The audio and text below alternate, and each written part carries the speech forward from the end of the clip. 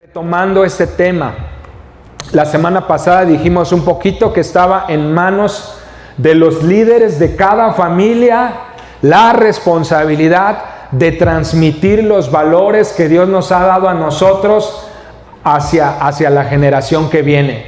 Es la responsabilidad nuestra transmitirlos. Y si no hacemos nada, entonces no podemos pedir nada. Entonces, miren, yo quiero hablar algo. Tengo una frase aquí, dice, la verdadera vida y propósito de la misma está en Jesús. Y él lo revela aquí en Juan 14. Entonces, hay versículos que son muy conocidos y que nos suenan mucho en la mente, pero hay veces que necesitamos leer los versículos que están antes y después, es decir, el contexto del verso para entender lo que se refiere. Hoy vamos a estar viendo el contexto de muchos versos de la Biblia para entender las cosas que Dios quiere que hagamos y para que tengamos una mejor comprensión de lo que Dios se refiere cuando nos habla acerca de algún asunto. Hoy vamos a estar metiéndonos mucho a entender, número uno, pues que todos somos pecadores, ¿verdad? Que no hay ni uno solo bueno, que todos cometemos errores. Hay tres palabras que la Biblia maneja y hoy vamos a poner atención a una en especial que se llama iniquidad. Pero hay tres palabras que la Biblia maneja, que es transgresión, y la otra es pecado, y la otra es iniquidad. Y es como si fueran tres niveles de maldad. Las tres son malas, pero es como si tuvieran niveles. La Biblia también nos deja ver que hay cosas o malas prácticas o pecado que dañan más que otros pecados. Pero quiero que nosotros podamos partir de un principio que es entender que todos hemos pecado y que la paga de ese pecado para todos es la muerte. Y la Biblia dice que mas la dádiva de Dios es vida eterna en Cristo Jesús, Señor nuestro. Es decir, a través de Cristo, Él pagó el precio por nuestro pecado. Merecíamos muerte, pero a través de Cristo, Él tomó la muerte que merecíamos, la llevó en la cruz y nos entregó la vida. Nos dio el acceso al Padre. Ahora, nosotros seguimos cometiendo errores, que ese es el equivalente a la palabra transgresión. Transgredir la ley. Seguimos cometiendo errores. Seguimos cometiendo pecado, que es la desobediencia a la ley. ¿Sí? Y algunas veces la Biblia habla mucho sobre lo que es la iniquidad. Y la iniquidad es el pecado en su máxima expresión. Alguien que con todo el conocimiento pleno de Dios, de su ley, de sus beneficios y de sus consecuencias, aún así no le importa transgredir la ley, no le importa pecar, y no solamente eso, no solamente va en contra de Dios, sino que se encarga de obstaculizar que otros lleguen a Dios. Eso es lo que la Biblia llama iniquidad. Yo espero que nunca ninguno de nosotros lleguemos a ese punto. Pero para eso tenemos que cuidar nuestras vidas. Entonces, hoy quiero hablar primero sobre la esperanza que Jesús nos ha dado. Vamos a hablar mucho sobre esperanza y sobre el pecado. Porque si vamos a analizar, como dije en estas semanas, algunos pecados que son muy visibles, como son muy visibles, tendemos más a juzgarlos duramente. ¿Sí o no? ¿Ah? Entonces, uno no puede juzgar la lascivia porque está aquí en la mente. No se ve, no es evidente. Tarde o temprano se va a notar.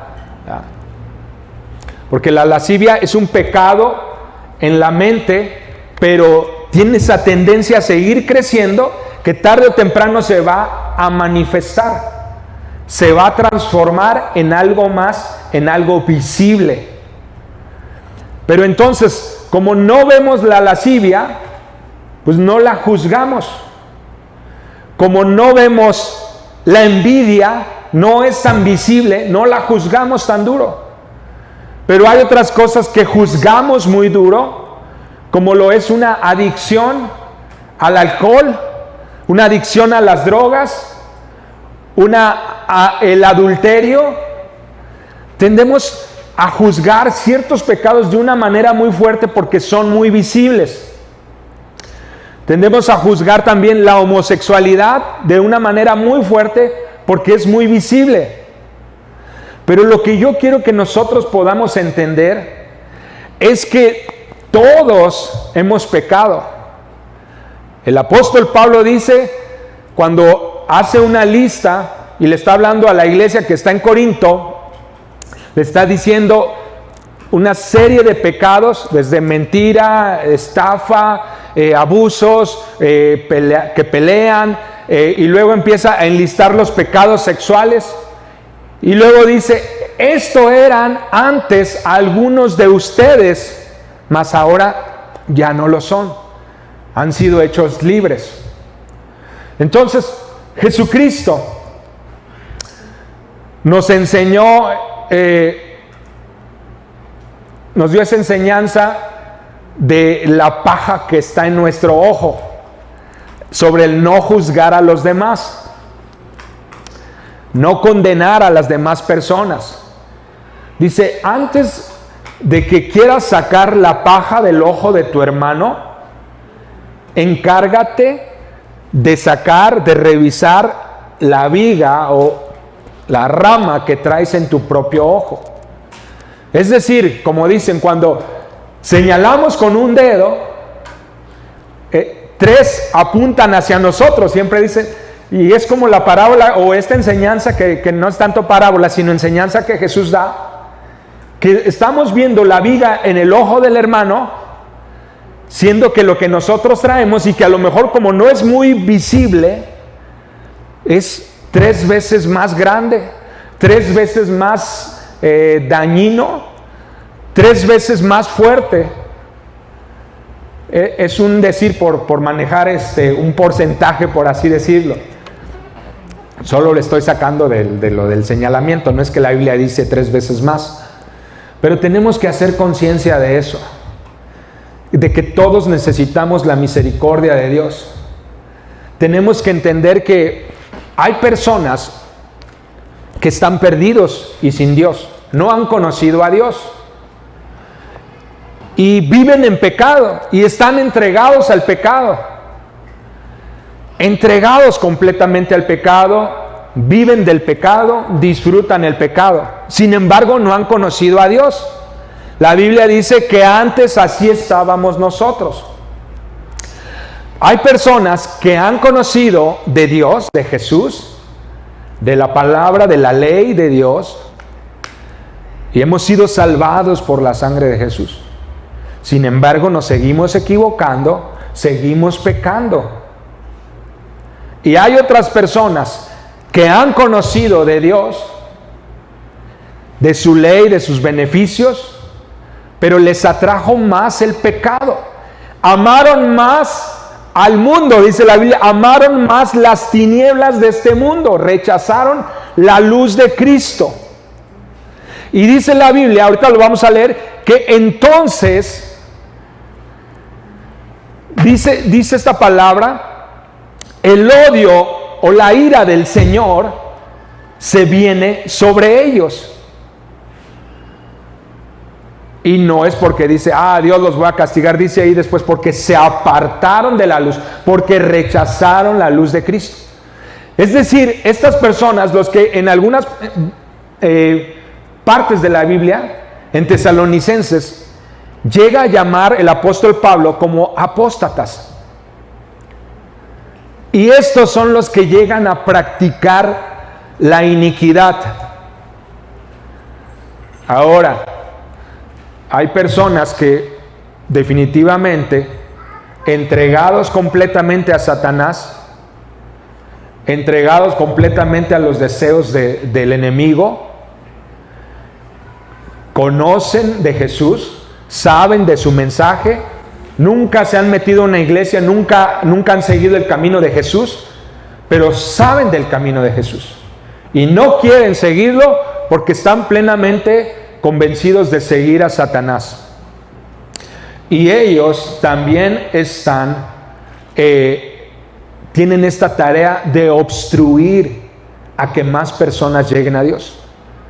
Entonces, los que acabo de hablar, uno antes y estos últimos, son los que llegan a practicar muchas veces lo que la Biblia llama como iniquidad. Iniquidad. Estoy haciendo estas distinciones porque quiero que nosotros entendamos. A veces llegamos a juzgar a alguien muy duro, y decimos, no tiene perdón de Dios. Y más cuando nos pasa algo a nosotros con esa persona. Y Jesús cita en Mateo 5, en el Sermón del Monte, dice, se les fue dicho, odia a tu enemigo, mas yo les digo, amen a sus enemigos. Y para empezar, no quiere decir que corras con aquel que te quiere matar y lo abraces, no, pues te vas a entregar para que te mate. Quiere decir, no guardes resentimiento contra él. Y libérate tú a través del perdón.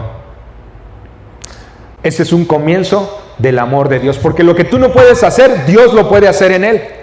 Tal vez tú no puedas hacer que esa persona vea el error que está cometiendo o que hizo contra ti, pero a través del perdón que tú sueltas sobre esa persona, sobre ese que es tu enemigo, cuando tú dejas de odiar, comienzas a amar. Y quiero que entendamos muy bien esto, porque pensamos siempre que amar es llegar y abrazar, y no es así. Lo leímos hace 15 días, que la Biblia dice, que nos enseña que Dios, al que recibe por hijo, lo azota, lo disciplina, lo ama, dice. Entonces el amor no solamente es el abrazo y el afecto como nosotros lo entendemos. Tenemos que ser bien claros con esto. El amor tiene que ver con disciplina. El amor tiene que ver con perdón. El amor tiene que ver con soltar eso que estabas guardando. Puede ser hasta tu propio hijo hacia tu padre, hacia tu madre. Tenemos que entender que pecado es pecado. Y que aunque hay unos pecados que hacen más daño que otros, y el apóstol Pablo nos enseña esto y habla sobre los pecados sexuales, que hacen más daño, dice, porque afectan nuestro cuerpo, que es donde habita el Espíritu Santo. ¿Sí? Aunque haya unos pecados que hacen más daño, pecado sigue siendo pecado. Y para entrar al cielo necesitamos ser lavados por Jesús. No puede entrar a alguien que no haya sido lavado por la sangre de Jesús. Pero lo que me refiero es que, no porque digas, es que lo que yo hago no es tan malo comparado con lo que Él hace. No podemos decir eso, porque entonces caemos en juzgar, caemos en condenar. Y en Juan 3, 16, 17 y 18 dice que Dios envió a Jesucristo por amor a este mundo, tanto lo amó. Y que Dios no lo envió porque dice que Dios no quiere que el mundo sea condenado, sino que sea salvado por medio de Jesús. Entonces, si somos cristianos, no podemos estar condenando ni juzgando. Por eso primero quiero que nos hagamos conciencia de que realmente somos malos. Y suena así como que, ¿malos? Los malos están afuera, Dante. ¿Ah? Aquí estamos los buenos. O sea, yo entiendo esa perspectiva, pero quiero que veamos cómo Dios ve las cosas. Porque aquel que se considera bueno, ese es el que más está alejado de Dios. Ese es el que no necesita a Dios según la Biblia. Entonces, cuando nosotros veamos a alguien afuera perdido y sin Dios, tenemos que sentir misericordia. Tenemos que sentir compasión. Sea un borracho, sea un adúltero, sea algún adicto a la droga, sea alguien, una mujer u hombre metido en la prostitución. incluso sea un asesino, a lo mejor tú dices, no puedo sentir compasión por él, pero sí puedes orar por él. Pero con el hecho de no juzgarlo, es lo mejor que podemos hacer. Porque Dios ha utilizado muchos asesinos para cambiar la historia, para cambiar las vidas de personas a lo largo de esta historia. Es decir, muchos de ellos tuvieron que pagar sus consecuencias. Sin embargo, muchos de ellos en la cárcel fueron transformados. ¿Tú crees que el apóstol Pablo, estando en la cárcel, no se encontró con otros asesinos? Y digo, podemos decir, la Biblia dice que Pablo contempló asesinatos de cristianos y que dirigía esas persecuciones hacia los cristianos. Podemos aplicar el dicho, tanto peca el que mata a la vaca, ¿verdad? Como el que le agarra la pata. Era cómplice del asesinato de los cristianos. Pablo encontró asesinos en la cárcel, seguramente. Gente mala, a los cuales les predicó y los cuales se salvaron y los cuales fueron utilizados después para llegar a otros lugares a compartir el evangelio. Tenemos que entender que estos caminos de Dios no son como nuestra mente quisiera.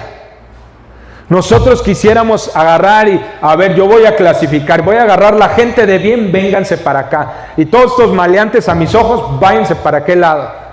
A veces quisiéramos hacer eso porque tenemos esa tendencia a juzgar y a condenar. Es natural en nuestra carne, es natural. Pero no es así a los ojos de Dios. No es así. Porque Dios conoce el camino de todos desde que fuimos concebidos en el vientre de nuestra madre. Dios nos vio a todos cuando éramos niños, cuando no había malicia en nuestra vida. Y Dios vio cómo cada uno de nuestros caminos fue torcido, fue acomplejado, fue abusado. Y después de eso nos convertimos en lo que nos convertimos. Dios sabe la historia de cada uno. Por lo tanto, Dios ama a toda la humanidad y da oportunidad para todos. Entonces quiero leer los versos porque traigo muchos. Entonces quiero que avancemos. Juan 14 dice: y ustedes conocen el camino que lleva a donde voy. Y ustedes conocen el camino que lleva a donde voy. No, Señor, no lo conocemos, dijo Tomás. No tenemos ni idea de a dónde vas. ¿Cómo vamos a conocer el camino? Jesús le contestó. Dice: yo soy el camino, la verdad y la vida. Nadie puede ir al Padre si no es por medio de mí. Si ustedes realmente me conocieran, también sabrían quién es mi Padre. De ahora en adelante ya lo conocen y lo han visto. Felipe le dijo: Señor, muéstranos al Padre y quedaremos conformes. Jesús respondió: Felipe, he estado con ustedes todo este tiempo y todavía no sabes quién soy. Los que me han visto a mí, han visto al Padre. Entonces, ¿cómo me pides que les muestre al Padre? Gracias.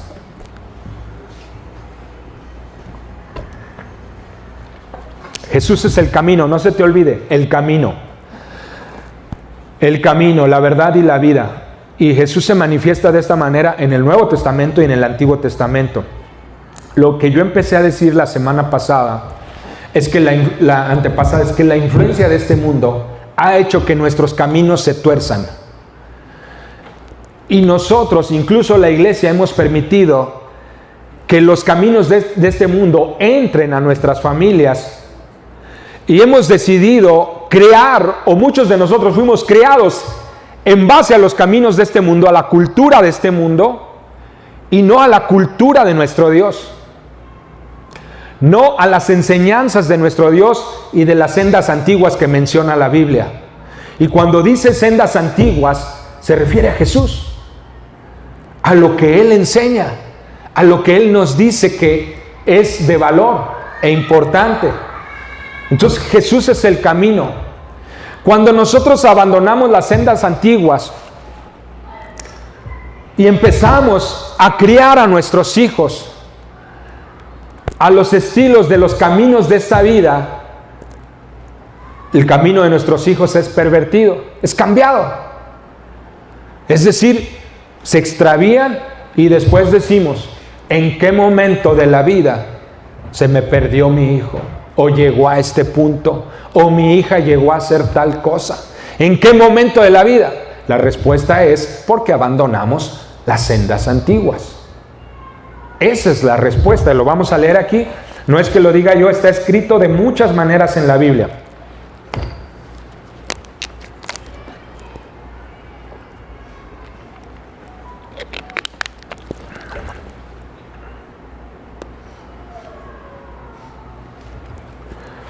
Jesús es el camino, Él es la senda antigua a la que se refiere la Biblia, Él es el camino justo. Vamos a leerlo en Jeremías 6, del 16 al 17. Esto dice el Señor: deténganse en el cruce y miren a su alrededor. Pregunten por el camino antiguo, el camino justo, y anden en él. ¿En quién vamos a andar nosotros? En Cristo. Cuando la Biblia nos enseña y nos habla Jesucristo, yo soy la vid y ustedes son las ramas. Separados de mí nada pueden hacer. El que permanece en mí lleva mucho fruto, pero el que no permanece en mí será cortado, no dará fruto, será cortado y echado al fuego. Las mismas palabras de Jesús están escritas desde el Antiguo Testamento con diversos profetas. Y el profeta Jeremías lo vamos a leer y es exactamente lo mismo. Pregunten por el camino. ¿Quién es el camino? Jesús. El camino antiguo, el camino justo, y anden en él. Vayan por esa senda y encontrarán descanso para el alma. ¿Qué dice Jesucristo? Si alguno está cansado y trabajado, venga a mí que yo le haré descansar. Encontrarán descanso para su alma. Lo mismo que Jesús dice. Es Dios mismo, son las sendas antiguas.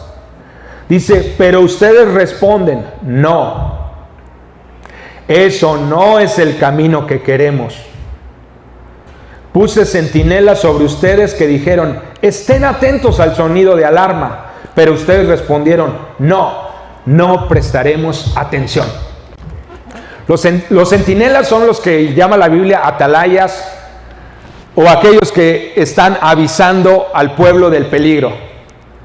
Es decir, la Biblia dice, envié a mis profetas, envié a mis ángeles. Tenemos las mismas parábolas de Jesús.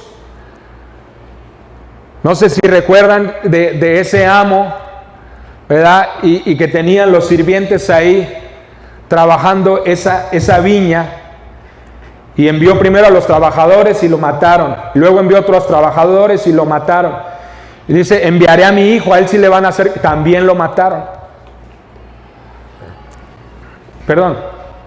Todo lo que está en el Nuevo Testamento está también en el Antiguo.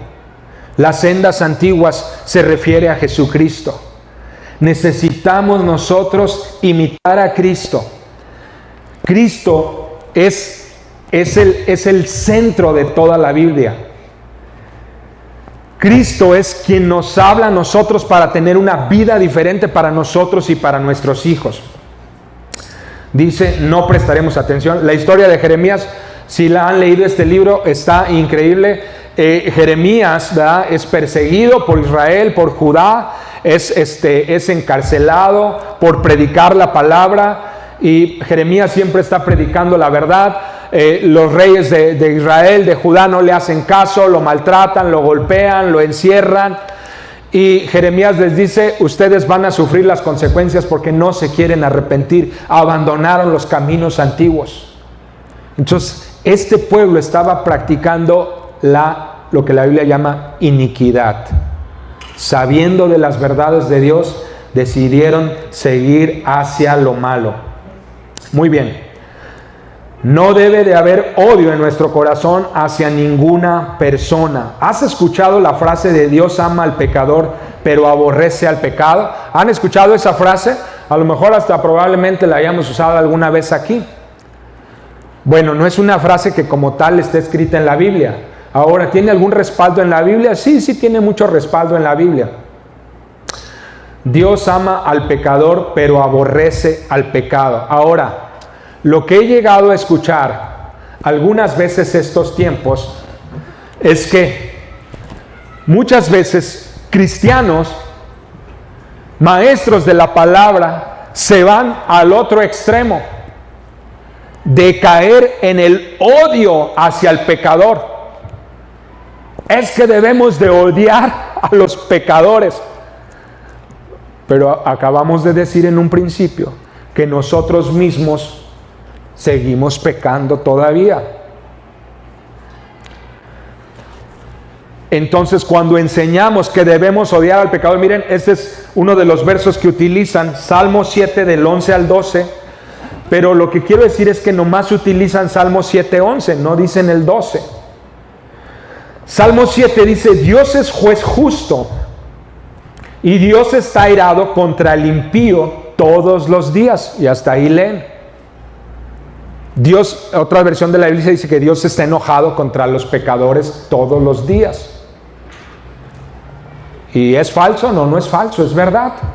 Pero vamos a ver lo que sigue diciendo Salmo 7:12. Dice, si no se arrepiente, ¿quién? O sea, el impío. Si no se arrepiente, ¿cuál es la diferencia? El arrepentimiento. El arrepentimiento hace la diferencia. Dice, si no se arrepiente, él afilará su espada, armado tiene ya su arco y lo ha preparado. Es decir, está dando una oportunidad aún contra aquellos que están entregados a la maldad, que han practicado iniquidad. Todavía hay esperanza. Está enojado, obviamente está enojado.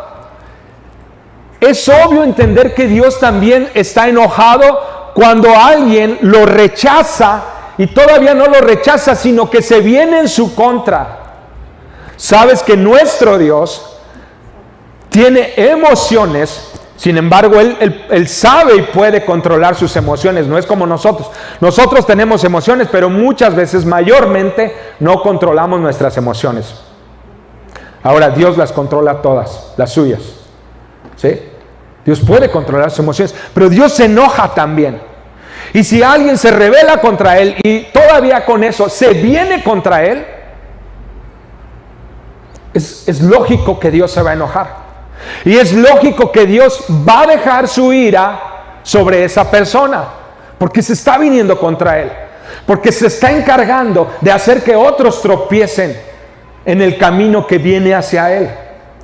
Entonces, sí es cierto que Dios está enojado, pero sí es cierto que aún Dios enojado, si esa persona se arrepiente, tiene oportunidad con Dios. ¿Sí me explico? Entonces, por eso no debemos de a lo fácil juzgar y condenar a ninguna persona. No es de nosotros, cristianos, seguidores de Cristo Jesús, hombres y mujeres de fe, jóvenes de fe, no debemos de juzgar ni odiar. ¿Llegamos a enojarnos? Sí. Igual que nuestro Dios llegamos a enojarnos, sí. Cuando alguien nos ataca, nos enoja. ¿No te has enojado nunca cuando alguien te ataca? Yo sí, muchas veces. Hubo un tiempo en mi vida que en mi juventud, precisamente en secundaria, principalmente fui muy perseguido por ser cristiano. Y me daba coraje, pero Dios apaciguaba mi coraje y me enseñaba que había esperanza. ¿Sí? Entonces, lo que estoy diciendo es que no demos lugar al diablo. Es decir, no dejemos que el enojo se arraigue. Como dice la Biblia, enójense, pero no pequen. No den lugar al diablo. ¿Sí? Entonces, Vamos a seguir leyendo. La Biblia nos enseña que todos somos pecadores y por lo tanto estamos separados de Dios y que Él nos amó tanto que envió a su Hijo Jesucristo. Y ahora tenemos redención en Él y somos llamados al proceso de santificación. Fíjense lo que dice aquí la Biblia en Juan 3:16 en adelante. No lo sabemos muy bien, porque de tal manera amó Dios al mundo que ha dado a su Hijo unigénito para que todo aquel que en Él cree no se pierda, sino que tenga vida eterna. Cuando evangelizamos, normalmente es el verso que utilizamos, que Dios ama tanto al mundo. Y si te fijas, aquí si sigues leyendo el 17, el 18, va a decir, pero que también vienen a ser condenados todos aquellos que rechazan a Jesús, son condenados. Está al revés que el Salmo que acabamos de leer, si lo apuntaron 7, 11 y 12, dice que Dios odia todos los días, o está enojado todos los días con el pecador, pero que si se arrepiente, pues le da chance. Aquí está al revés. Dios ama a todos, pero si lo rechazan, ellos son entregados a su propia condenación. Vamos a leerlo para que veamos muchas veces, y esto es lo que nos hace falta muchas veces a nosotros como cristianos cuando queremos ayudar a alguien. Tenemos que leerle la Biblia, no solamente el verso del amor, sino también el verso de la verdad. Es nuestra responsabilidad. Obviamente no vamos a decirle la verdad como para juzgarlo o como para amenazarlo, no se trata de eso, pero enseñarlo sí, porque Jesús nos pide que enseñemos las cosas que Él nos enseñó a nosotros, y así vamos a aplicar la ley de oro que Jesús enseñó. Como quieres que te traten a ti, trata a los demás. Como tú recibiste a Cristo y a lo mejor fue con tanto amor y misericordia, así tú presenta a Cristo a los demás. No presentes a Cristo con pura verdad, tratando de que una persona cambie o juzgando y condenando a una persona, sino piensa tú en cómo se te fue presentado el Evangelio, que yo creo que fue con misericordia, con amor, pero también con verdad. Por eso estamos donde estamos el día de hoy, o sea que hemos avanzado en la fe, porque también la verdad de Cristo ha entrado en nuestras mentes y corazones. Pero si no hubiera entrado la verdad y solamente el amor, créeme que estaríamos estancados y no iríamos avanzando. Pero el cristiano es llamado al proceso de santificación. ¿Qué significa la santificación? Que siga dando pasos hacia Cristo, que siga dejando pecados, que siga dejando malos hábitos. No puede estar un cristiano estancado, no puede estar un cristiano sin dar pasos, tiene que seguir avanzando. Cuando un cristiano deja de dar pasos, automáticamente su mente, para sentirse él justificado o en paz, empieza a juzgar a otros. Lo repito, el cristiano estancado automáticamente, para sentirse bien con él mismo, empieza a juzgar y a condenar a otros, o a ser indiferente, que no le importe la vida de los demás. Pero la tendencia principal es a juzgar a otros, para decir, pues a lo mejor yo no he avanzado, pero este está peor. Es una tendencia. Por eso el cristiano que siempre está avanzando, esa persona no juzga, porque entre más avanza en la fe, más se da cuenta de sus imperfecciones y de las cosas que tiene que abandonar y de los pasos que tiene que dar él mismo. Por eso el apóstol Pablo, entre más vemos todas las cartas que él escribió a las distintas iglesias, y entre más, si tú estudias las cartas del apóstol Pablo y conforme él va avanzando en su madurez, en sus años, todas las citas que da en las cartas siempre hace referencia de que él se siente más pecador todavía. Dice, de todos los apóstoles soy el menor, y de todos los pecadores soy el peor. Y ya había avanzado muchísimo en años, porque esto nos deja ver que la vida de un cristiano, entre más se acerca a Dios, entre más te acercas a la luz, ¿qué es lo que va a hacer la luz? Va a descubrir todos tus defectos más. ¿Sí me explico? Pero el que está más alejado de la luz va a creer que es perfecto, que no tiene ni una grieta en su corazón, ni en su carácter, que es de carácter firme. Pero si más te acercas a la luz, entonces van a ser descubiertos más tus errores. Por eso vemos la progresión del apóstol Pablo. Y tenemos que entender esto. Y tienes que ponerte a pensar, yo juzgo fácilmente aquellos pecados que son muy evidentes. Estoy juzgando fuertemente aquellos que son diferentes a mí, aquellos que se la pasan diciendo maldiciones. Digo, esos impíos, esos incircuncisos, esos pecadores, mira nomás que te laven la lengua con jabón y que esto, que el otro, que... Estoy juzgando fuertemente a aquellos que en mi trabajo a lo mejor roban, ese ratero, pero se va a podrir esto, el otro en el infierno, o aquel mentiroso, o estoy juzgando al adúltero, o estoy juzgando al homosexual, o a la lesbiana. Estoy juzgando, ¿por qué? Porque a lo mejor ni cuenta me he dado que ellos ni siquiera han tenido la oportunidad que la luz de Dios brille en sus vidas. ¿Y cómo va a brillar la luz de Dios si el instrumento que Dios quiere usar para que brille la luz de Dios hacia ellos no se deja usar? Es bien importante que nosotros entendamos. Dice aquí esto, estábamos leyendo aquí Juan 3:16, porque no envió Dios a su Hijo al mundo para condenar al mundo, sino para que el mundo sea salvo por él. Fíjate bien cómo dice Juan 3:16 y 17. No envió Dios a su Hijo al mundo para condenarlo, sino para que el mundo sea salvo por él. Pero vamos a seguir leyendo. ¿Qué dice el 18 y el 19? El que en él cree no es condenado, pero el que no cree ya ha sido condenado. Si se le presentó el evangelio, si se le ha demostrado el amor y aún así rechaza de Dios, se le ha presentado por muchas maneras, él mismo está eligiendo el camino de la condenación.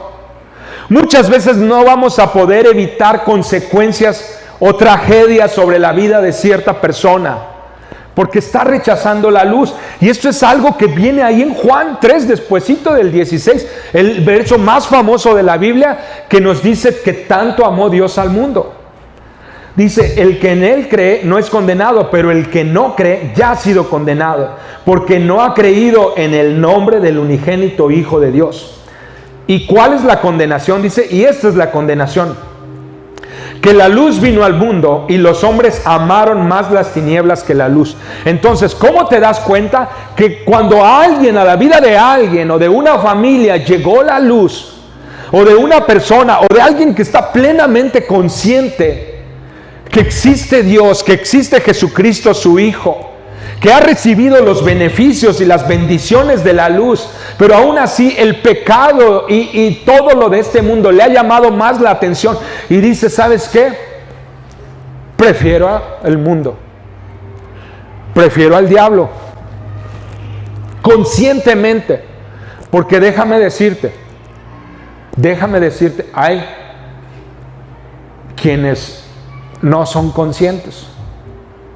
Yo no sé, Dios, la Biblia dice que Él hace misericordia de a quien Él se le pega la gana. Y eso lo dice para que nosotros no estemos preguntando, Dios, ¿de este sí vas a tener misericordia? ¿O de este no? ¿O de este sí? Lo dice así la Biblia, Dios tiene misericordia de quien se le pega la gana. Para que no estemos preguntando, ¿por qué uno sí, por qué otro no? Pero algo que yo creo, esto es algo personal, no es de la Biblia, que cuando alguien inconscientemente se aleja de Dios, conociendo de su luz, siendo como un niño en la fe, se aparta, creo que tiene más oportunidad de que Dios tenga misericordia de él en un futuro.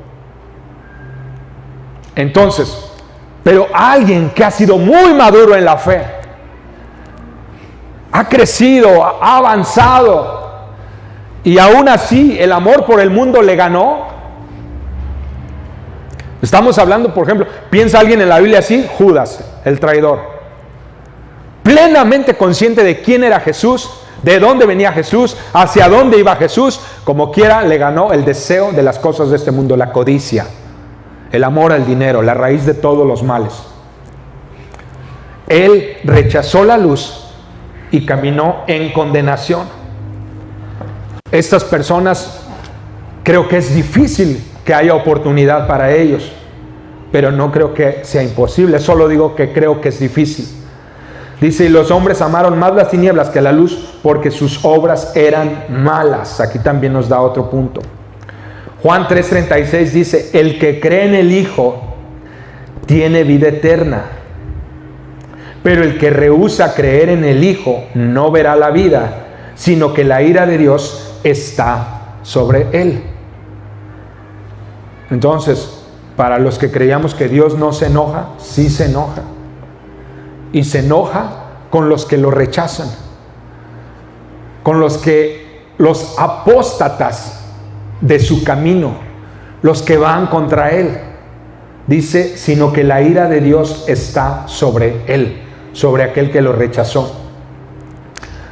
Entonces, estamos hablando de alguien literalmente entregado al diablo y a corromper el camino de Dios. ¿Sí? La ira de Dios está sobre él. Conoció de Dios, sabe de Dios y prefiere ir contra Dios. Romanos 5:8, para que veamos que Dios también ama al mundo. Y Dios ama a todos. Dice, mas Dios muestra su amor para con nosotros, que siendo aún pecadores, Cristo murió por nosotros. Luego Romanos 3 del 10 en adelante dice, como está escrito, no hay justo ni aun uno. No hay quien entienda, no hay quien busque a Dios. Todos se desviaron, a una se hicieron inútiles. No hay quien haga lo bueno, no hay ni siquiera uno. Romanos 3:23 dice, por cuanto todos pecaron y están destituidos de la gloria de Dios. ¿Cómo debe de ser nuestro camino? Debe de ser de santificación todos los días. El arrepentimiento no es un evento. ¿Cuántos pensaban que el arrepentimiento es un evento? ¿Sí? Nosotros tenemos claro el día que volvimos a nacer, ¿sí? El día que volvimos a nacer, el día que yo recibí a Jesucristo en mi corazón, yo recuerdo ese día. Lo invité. Fue un día en la noche durante un retiro en mi adolescencia a los 11 años. Invité a Jesús a mi corazón. Me arrepentí de mis pecados. Pero a partir de ahí entendí, y no luego, tiempo después entendí que el arrepentimiento no es de un día. El arrepentimiento es un estilo de vida. El arrepentimiento es un caminar con Dios. Es entender que todos los días estoy propenso a fallar y también fallo.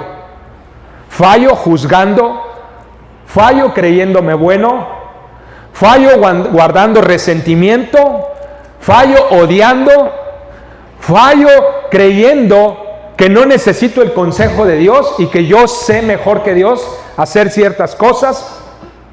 Fallo de distintas maneras. Por lo tanto, necesito una vida de arrepentimiento. Entonces, el arrepentimiento no es un evento, es un camino. Tiene que haber frutos en ese camino. ¿Sí? Mateo 5 dice, si solo amas a quienes te aman, ¿qué recompensa hay por eso? Hasta los corruptos cobradores de impuestos hacen lo mismo. Si eres amable solo con tus amigos, ¿en qué te diferencias de cualquier otro? Hasta los paganos hacen lo mismo. Pero tú debes ser perfecto. Cuando la Biblia dice perfecto, no quiere decir que sin tacha. No, dice que debes de ir caminando hacia la perfección que es Cristo. Fíjate bien lo que dice aquí. Ahorita lo voy a explicar con otro verso. Así como tu Padre en el cielo es perfecto. Primera de Tesalonicenses lo dice de esta manera, 4:7. Pues no nos ha llamado Dios a inmundicia, sino a santificación. Es un proceso. Somos llamados al camino de la santificación. Eso es lo que Jesús se refiere cuando dice que hemos sido llamados a ser perfectos o que debemos de ser perfectos. Es decir, camina el camino del arrepentimiento. Camina el camino de todos los días morir a tu carne. Morir a los deseos de tu carne. Tienes que morir a tus ideas que cree uno que no necesita a Dios o que yo ya sé, ¿sí? Uno tiene que estar muriendo todos los días a eso. Tesalonicenses 4 del 3 al 8 dice: Dios quiere que ustedes vivan consagrados a Él. Nuevamente, una vida diaria. Que no tengan relaciones sexuales prohibidas. ¿Sí? ¿Dónde son las relaciones sexuales? En el contexto del matrimonio. Solamente ahí. Solamente ahí. Eso es lo que dice aquí. O sea que si no están casados, no. No, eso es lo que la Biblia dice. Entonces, ¿qué hay que hacer? Si uno quiere tener relaciones sexuales, pues cásese. Así de fácil. Y todo lo demás va en contra de Dios.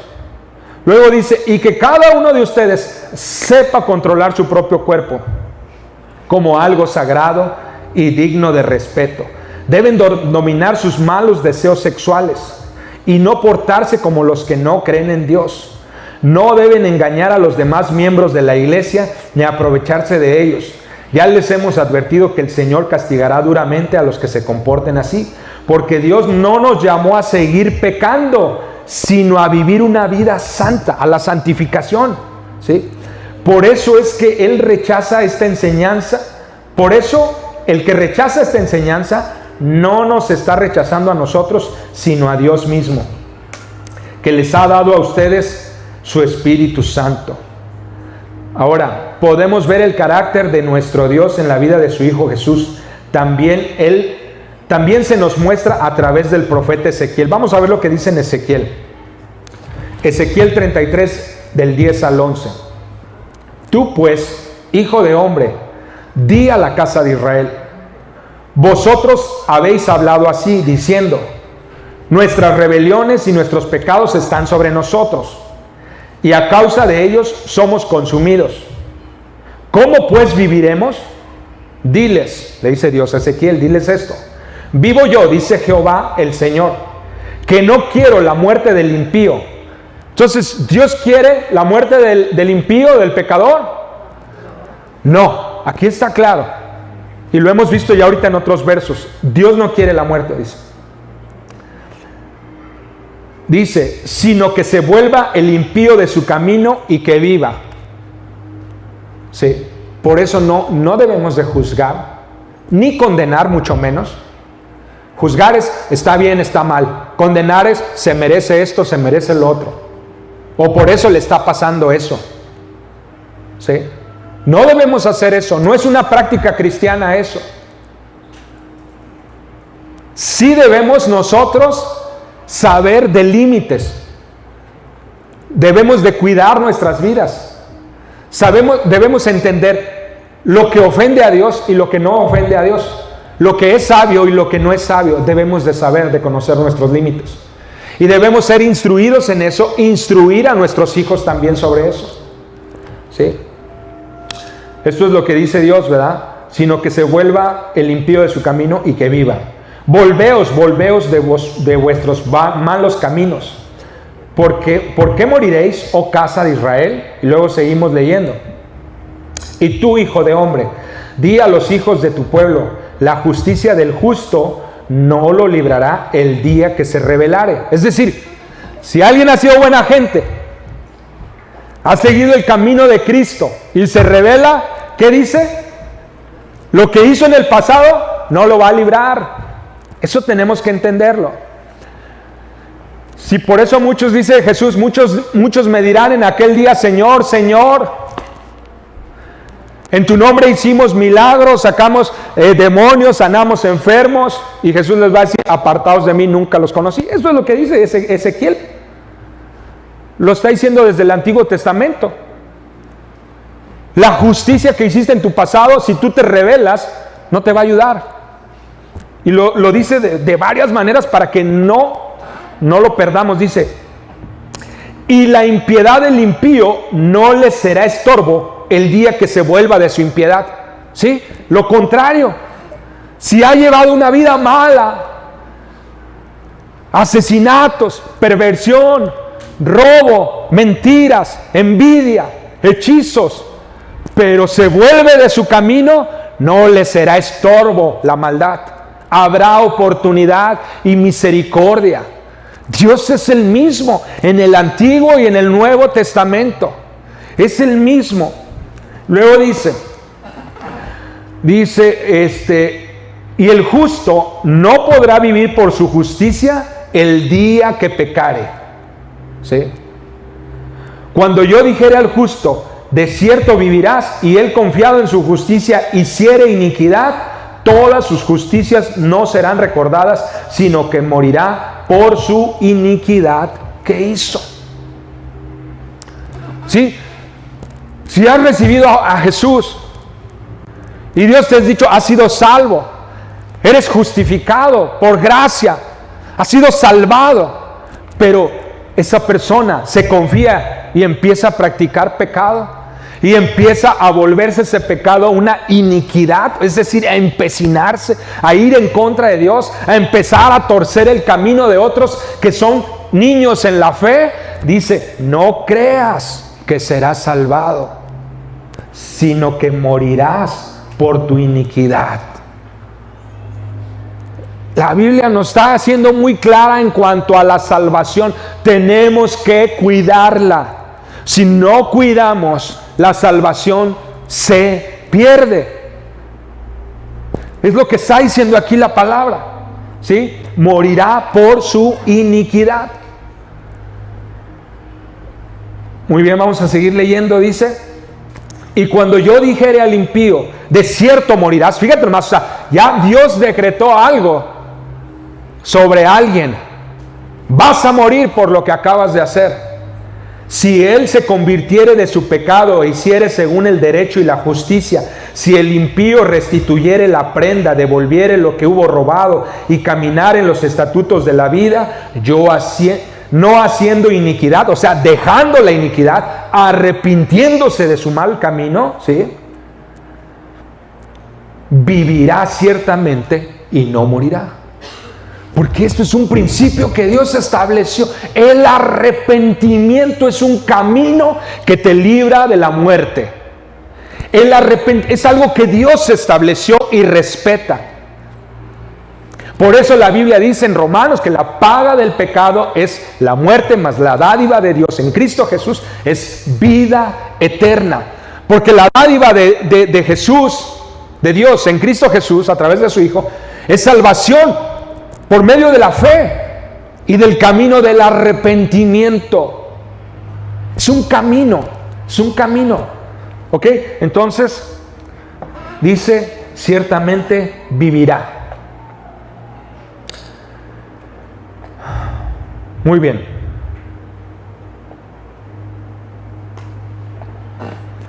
Tengo aquí unos versículos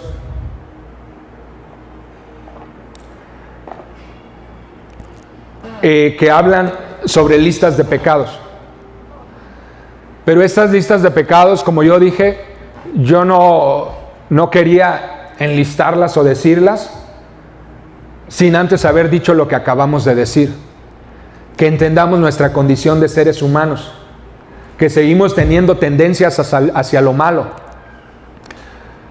En alguna u otra área de la vida, analicémonos y tenemos tendencias. Por lo tanto, si queremos ayudar a alguien, considerémonos primero a nosotros mismos para ayudar a alguien. Si queremos rescatar a alguien, considerémonos primero a nosotros mismos si hemos sido rescatados de esas áreas que nosotros hemos de pronto descuidado o dejado de atender. Porque es fácil señalar a alguien por un pecado muy visible, pero es muy difícil ver lo que Dios ve, que son los corazones. Él tiene conocimiento de todo lo que pensamos. Cada pensamiento que tenemos durante el día, Él lo sabe. Entonces, cuando yo quiero ayudar a alguien, tengo que considerarme primero a mí mismo. Porque eso fue lo que dijo Jesús. Si quieres sacar la paja del ojo de tu hermano, entonces primero saca la viga que tienes en tu propio ojo. Solamente Él podía decir esas cosas, porque Él efectivamente no pecó. Tenemos que aprender a ver aquel que está en una condición de pecado. Tenemos que aprender a verlo como si pudieras ver a una persona con una enfermedad. ¿Sí? Con una enfermedad. Piensa en la enfermedad que tú quieras,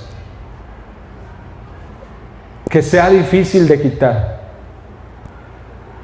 No sé, piensa en un problema del corazón, piensa en la diabetes, hipertensión, cáncer. El pecado es como eso que no deseamos en nuestro cuerpo. No lo desea uno ni en su mismo cuerpo, pero tampoco no se lo deseas en el cuerpo de otra persona. Entonces, yo te pregunto, el caso con mi suegra, tenía esa enfermedad, CUSI se llama la enfermedad, una enfermedad que la mató su cuerpo, mas no su espíritu ni su alma. Nosotros amábamos a mi suegra, o la amamos porque está viva, pero no amábamos esa enfermedad. Entonces, cuando decimos eso, como de que Dios ama a todo el mundo, pero odia el pecado, es una manera que lo puedes ver. Como te dije, no es una frase que está escrita en la Biblia, pero sí tiene un respaldo bíblico. Es decir, yo, padre de familia, si me doy cuenta que uno de mis hijos está practicando un pecado, yo no debo retirarlo de mí.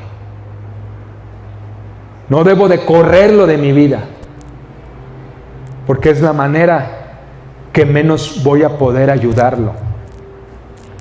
Porque amo a mi hijo, sin embargo no quiero eso que lo está enfermando, que lo está dañando. ¿Y cómo voy a poder yo ser una bendición para mi hijo? ¿Cómo voy a poder ayudarlo a que él trate con esa enfermedad, con ese pecado, teniéndolo cerca, instruyéndolo, ayudándolo, amándolo, en pocas palabras, amándolo? Esa es la manera. Entonces, voy a leer los pecados, pero eso es lo que quiero que pienses. Porque estamos hablando de personas que amamos, que practican pecados que para nuestro parecer son a veces hasta, decimos, repugnantes. Pero piensa bien otra vez las cosas. Que todos hemos pecado, que todos merecemos la muerte si no fuera por Cristo, que no hay ni uno solo bueno. El pecado nos separó de Dios, pero Dios tenía un plan y dio a su Hijo, porque Dios no quería tenernos separados de Él. Entonces envió a su Hijo, un sacrificio. Cuando amamos a alguien y queremos ayudarlo, tenemos que hacer un sacrificio. El sacrificio va a empezar por nosotros mismos. Dice 1 Corintios 6, 8 al 11. En cambio, son ustedes mismos los que hacen lo malo y estafan aún a sus propios hermanos en Cristo. Está hablando a la iglesia. No es la gente que no va a la iglesia, son los de la iglesia lo que está hablando aquí el apóstol Pablo. Estafan aún a sus propios hermanos en Cristo. ¿No se dan cuenta de que los que hacen lo malo no heredarán el reino de Dios? O sea, les está dando una advertencia, les está diciendo, ya no sigan por el camino de aprovecharse de la gente. Ya no sigan por ese camino. Reflexionen, arrepiéntanse. Lo que dice Ezequiel, arrepiéntanse y vivirán. ¿Sí? No se engañen a sí mismos. Los que se entregan al pecado sexual, o rinden culto a los ídolos, o cometen adulterio, o son prostitutos, o practican la homosexualidad, o son ladrones, o avaros, o borrachos, o insultan, o estafan a la gente, ninguno de esos heredará el reino de Dios. Conforme a lo que vimos Ezequiel, si no se arrepienten, si está dicho para ellos que no heredarán el reino de Dios, pero si cualquiera de ellos, que muchos, dice aquí el apóstol Pablo en otra cita, de los que estaban ahí antes eran eso, es decir, para todos hay esperanza.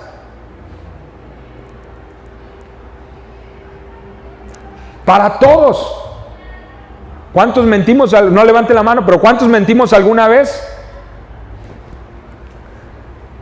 ¿Cuántos nos emborrachamos alguna vez?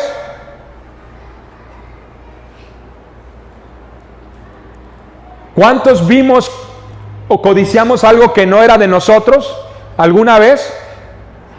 ¿O codiciamos a alguna persona que no es de nosotros, sea hombre o mujer, lo que dijo Jesús? Dice, ya es pecado si codicias una mujer que no es tu esposa. O estás imaginando cosas con tu mente. Ya es pecado, ya es adulterio, ya es fornicación, es lo mismo. Entonces, si se dan cuenta, cuando leemos esto decimos, órale, no, y qué bueno que no soy nada de eso.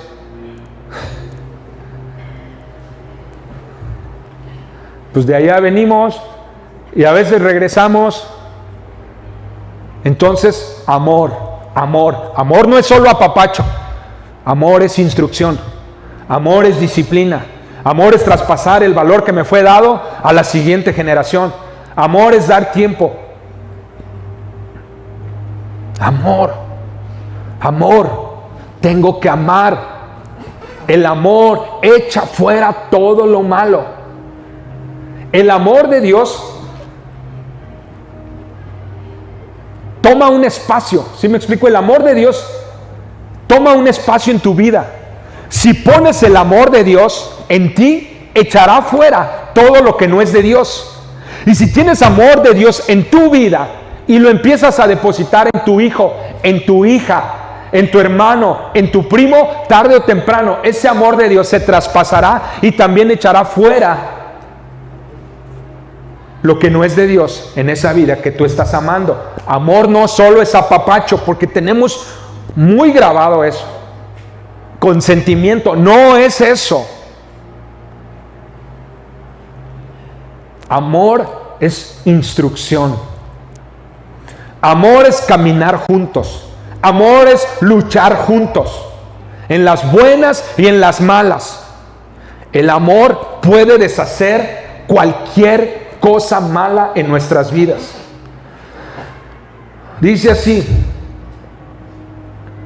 ninguno de esos heredará el reino de Dios. Algunos de ustedes antes eran así, dice Pablo, pero fueron limpiados, fueron hechos santos. Otra vez la santificación. Fueron hechos justos ante Dios al invocar el nombre del Señor Jesucristo y por el Espíritu de nuestro Dios. Fueron hechos justos. Y tenemos que invocar el nombre del Señor todos los días.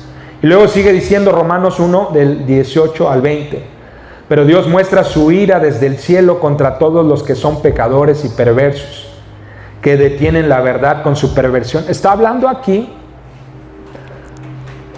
¿De quién crees que está hablando aquí? Está hablando de los que practican la iniquidad. La iniquidad. Aquellos que están completamente entregados al diablo, que conocieron de la luz y la rechazaron y se mofaron de la luz de Cristo, del amor de Dios, y aún así prefirieron al diablo y todos sus asuntos. No está hablando de los extraviados. No está hablando de los que todavía no han conocido de la luz de Dios. No está hablando de aquellos que son inmaduros. Veamos la vida de Cristo. Cuando Jesucristo estuvo aquí en la tierra, ¿a quién era con los que más chocaba? Los que se creían buenos. ¿Y con quién era con los que Él más se acercaba y ayudaba? Con los perdidos y extraviados. Entonces, vemos bien esto. Dice, Dios muestra su ira desde el cielo contra los que son pecadores y perversos, que detienen la verdad con su perversión. Ellos conocen la verdad acerca de Dios porque Él se ha hecho evidente, pues desde la creación del mundo todos han visto los cielos y la tierra. Por medio de todo lo que Dios hizo, ellos pueden ver a simple vista las cualidades invisibles de Dios, su poder eterno y su naturaleza divina. Así que no tienen ninguna excusa para no conocer a Dios. Es decir, conocen a Dios.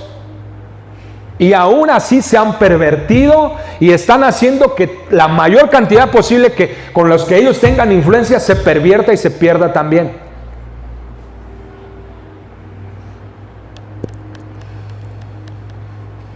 Y estos tipos, estas personas que practican este tipo de pecado que se llama iniquidad, muchos de ellos creen estar bien, creen tener la razón. Hay diferencias y por eso la próxima semana te voy a traer algunas diferencias entre lo que es transgresión, pecado e iniquidad. Luego sigue diciendo, es cierto, ellos conocieron a Dios, pero no quisieron adorarlo como Dios ni darle gracias. En cambio, comenzaron a inventar ideas necias sobre Dios. ¿Sí?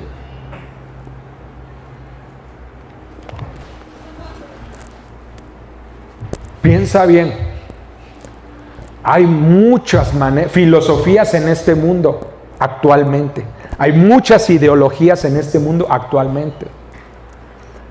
Toda nuestra juventud está siendo influenciada. Pero una cosa es sobre aquellos que llega la influencia y otra cosa es los que crearon esas filosofías y se encargan de corromper y de torcer a aquellos que están en su ignorancia. Es muy diferente. La ira de Dios arde sobre ciertas personas, no sobre todos. Por eso tenemos que extender el amor de Dios a aquellos que están perdidos. Perdidos quiere decir que la luz no ha llegado. Los que está hablando aquí es que la luz llegó y la rechazaron y se fueron contra ella. ¿Sí me explico ese punto? ¿O lo estoy revolviendo? Bueno, ok, vamos a seguir porque quiero terminar, ya me fui. Dice, en cambio comenzaron a inventar ideas necias sobre Dios. Como resultado, la mente les quedó en oscuridad y confusión. Afirmaban ser sabios, pero se convirtieron en completos necios. Y en lugar de adorar a Dios, al Dios inmortal y glorioso, rindieron culto a ídolos que ellos mismos se hicieron con forma de simples mortales, de aves, de animales de 4 patas y de reptiles. Entonces Dios los abandonó para que hicieran todas las cosas vergonzosas que deseaban en su corazón. Como resultado, usaron sus cuerpos para hacerse cosas viles y degradantes entre sí. Cambiaron la verdad acerca de Dios por una mentira. Si cambiaron la verdad es porque conocían la verdad de Dios. ¿Sí? Conocían la verdad de Dios y la conocían bien. Y la fuente de aquellos que cambian la verdad de Dios es el diablo, es el padre de mentira, y los hijos del diablo practican la mentira y cambian la verdad de Dios. Transgreden la verdad de Dios, la tuercen. Dice, cambiaron la verdad acerca de Dios por una mentira y así rindieron culto y sirvieron a las cosas que Dios creó, pero no al Creador mismo, quien es digno de eterna alabanza. Amén. Por esta razón, Dios los abandonó. Al que se aferró al pecado, al que se aferró a la iniquidad, al que se aferró a todo esto malo, Dios lo abandona. Dios no puede estar ahí. No puede estar con alguien así. Dice, lo abandonó a sus pasiones vergonzosas. Es decir, síguele. Vas a tener tus consecuencias. Aún las mujeres se rebelaron contra la forma natural de tener relaciones sexuales y en cambio dieron rienda suelta al sexo unas con otras. Los hombres, por su parte, en lugar de tener relaciones sexuales normales con la mujer, ardieron en pasiones unos con otros. Los hombres hicieron cosas vergonzosas con otros hombres y como consecuencia de ese pecado sufrieron dentro de sí el castigo que merecían.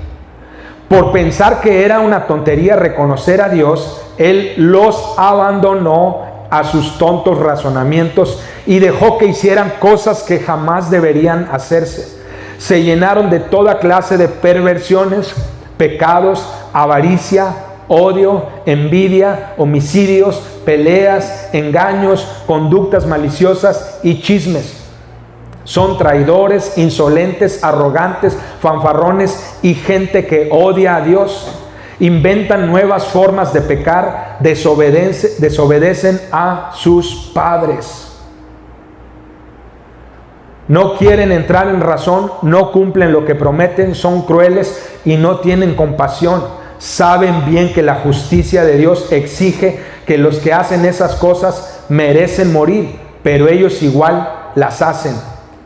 Peor aún, incitan a otros a que también las hagan.